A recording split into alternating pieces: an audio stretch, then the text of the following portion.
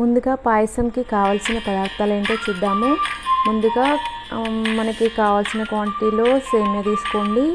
అలాగే గార్నిష్ కోసం కాజు,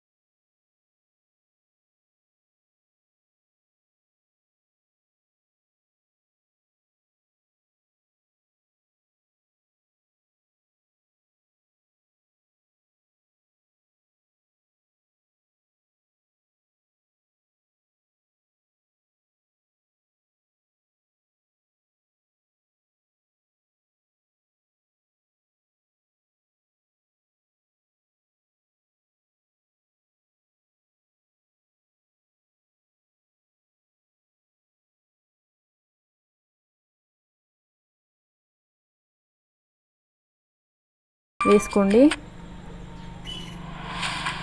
సరిపడా షుగర్ని కూడా యాడ్ చేసుకోండి. లైట్ కావాలనుకుంటే లైట్గా వేసుకోండి, ఎక్కువ కావాలనుకుంటే స్వీట్ మీరు ఎక్కువ వేసుకోండి, అది మీ ఇష్టం. నేను లైట్గానే తీసుకుంటాను.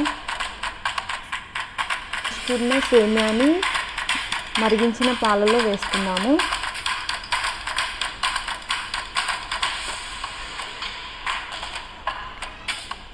కాసేపు ఉడకనివ్వాలి సేమియాని. అయితే నార్మల్గా సేమియా క్వాంటిటీ కొంచెం తగ్గించుకొని మిల్క్ క్వాంటిటీ కొంచెం పెంచుకుంటే స్టిక్ అవ్వకుండా ఉంటుంది ఒకదానికొకటి ఉండడానికి. మీరు కూడా ట్రై చేయండి అలాగే. చూడండి, సేమియా పూర్తిగా బాయిల్ అయింది. ఇప్పుడు డ్రై చేసినవి ఇందులో వేసుకుంటే సరి.